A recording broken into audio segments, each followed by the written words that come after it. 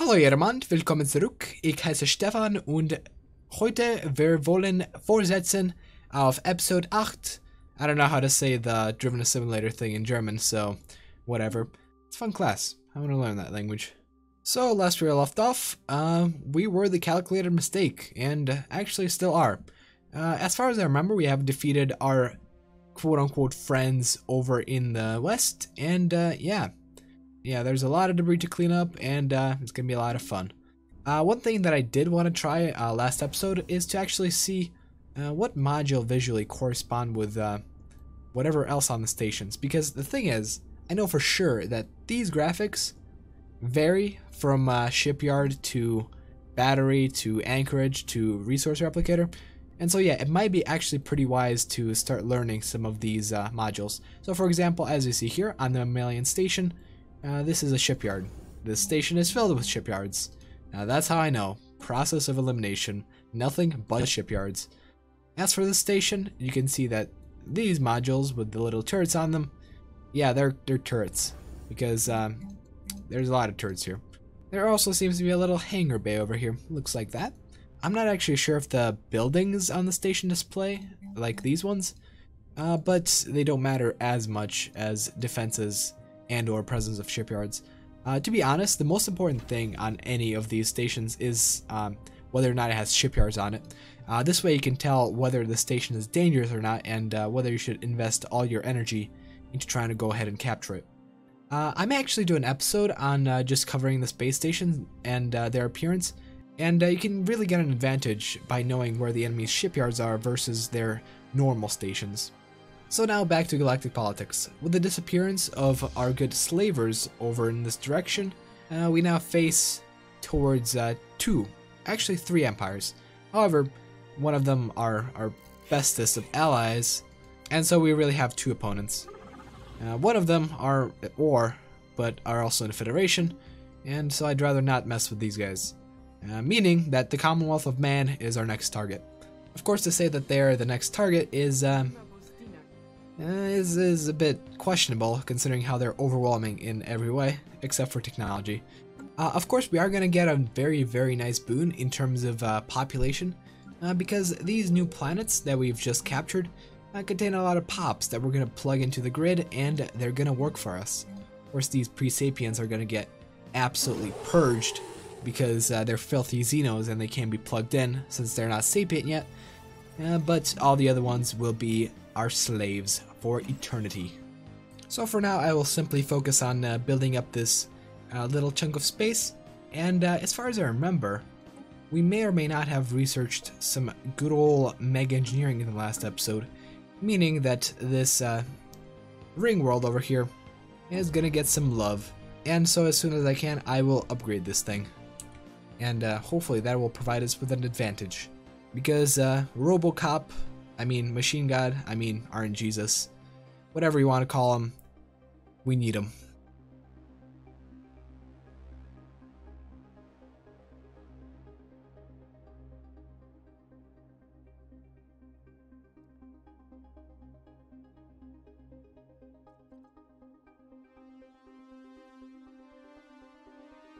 Oh wow, these guys are real nice. They're not even machines, and they're just sending us energy. Hell to the yeah. Communications alert. Aren't we bordering them? Oh hell yeah. Guess we have access to their systems now. Successful. For like no reason. What is going on? Okay. What this means is that I'll be able to go ahead and pop into their space and explore some of these nice systems. And that's gonna be a lot of fun.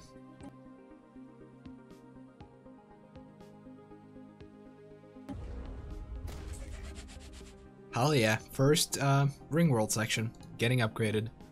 We're also now getting an increased monthly influence, and so that's gonna be quite amazing. Also, we have unlocked our Ascension perk, and so we can now go for some galactic wonders. The only problem is, we don't really need it. At this moment we're upgrading this ring world, and so it's gonna take about 30 to 40 years until that thing's built. So that means that we can actually go for something else for now. And right now I'm looking at Mastery of Nature because we do have plenty of planets and a lot of influence to spend, so let's go for some of that and increase the size of my planets. I wish there was a sound effect for this because this is kind of boring. I'm just clicking land clearance and the planet magically grows bigger. That's kind of ridiculous, to be honest. Alright, now my planets are all bigger and yeah, very nice. We have gained about an additional planet worth of space, and so I believe that was worth it. One thing I do actually want to try is to try to take these planets away from the Magmanol purifiers. Because the thing is, the borders are currently closed among these guys, and so because these planets are not the capital system, the fleets will not be mothballed over there. If you're not aware, AI likes to keep their fleets on their capital world pretty much no matter what, and so if we attack these, we only have stations to face. And I believe there's a pretty solid chance that we'll be able to take those stations. Acquisition successful.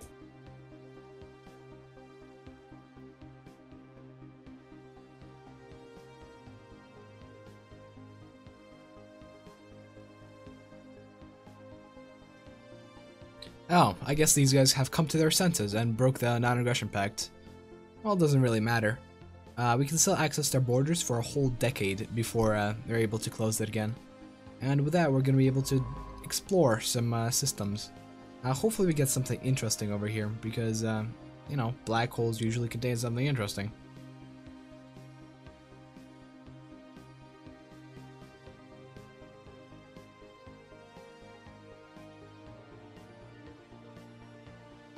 Yeah, visualization request. I'm pretty sure AI just does this automatically. System survey. Yeah, we don't even care. Oh, looks like we got an anomaly that I've never seen before. Old-timey tunes. A golden disc strikes the forward viewport of SA and Orbitus as it's surveying the weak gravitational field of THX-044. The object is recovered, and cursory analysis indicates that the minuscule grooves on the disk's surface might be encoded audio and video data authored by some alien civilization. Now let's see what this is. Solar coordinates. Successful. Oh, look at that. All the way in enemy territory. How great. Well, we can actually possibly check that out with a science ship. Provided that the station doesn't instantly kill my science ship. If we go to war with them. Because if we're at war with Magmanol purifiers, even if it's over here, we'll be able to teleport our science ships all over the place, and it wouldn't really matter too much.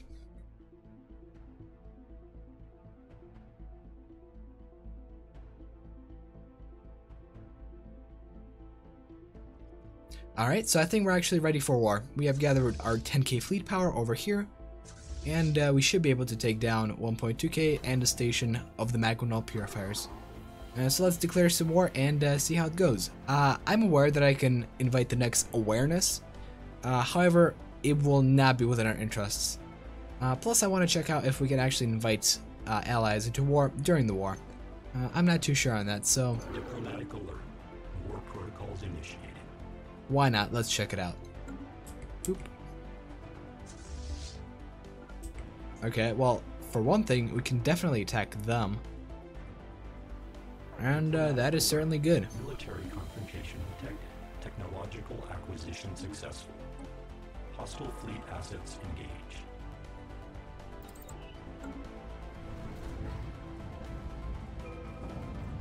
Yeah, their fleet is no match for our swarm.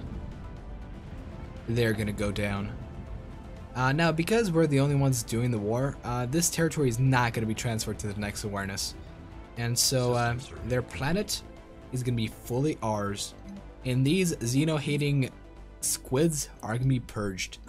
Or actually not purged, they're gonna be plugged into the grid, and it will serve us well. My biggest fear right now is that we're not gonna be able to capture both of the worlds, and so I might want to start just spamming some good old assault armies all over my planets, and then come in and destroy them. Now the only thing that can possibly completely backfire on us is if these guys have jump drives. However, I don't believe they can have jump drives at this point. It's way too early. Actually, let's check out their ships. Do they have jump drives? And no, they do not. They're pretty far off. They're only at hyperdrive 2s. Well, that's settled then. We should be able to take them out.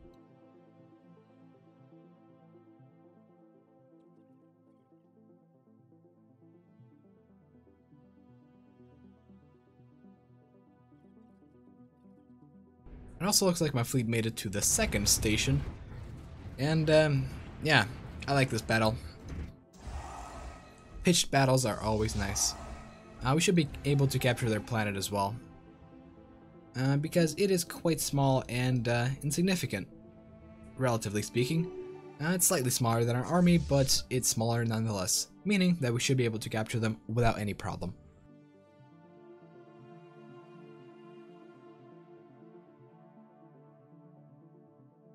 Alrighty, so it looks like we've made it to Sol and terra firma. The directions inferred from the inscribed plaque were largely accurate. This is the system of Sol, with the plaque apparently originating from the planet our astronomers have labeled Sol 3. For shores. Oh, poor humans. They're getting purged. I would have just plugged them into my grid and taken their free will away. How awful.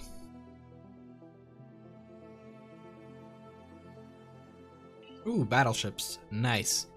Battleships are pretty much the go-to fleet building, because if you build enough long-range battleships, they'll just wipe out the enemy fleet without taking any losses, and that way you can survive for a long time within the enemy territory without having to resupply.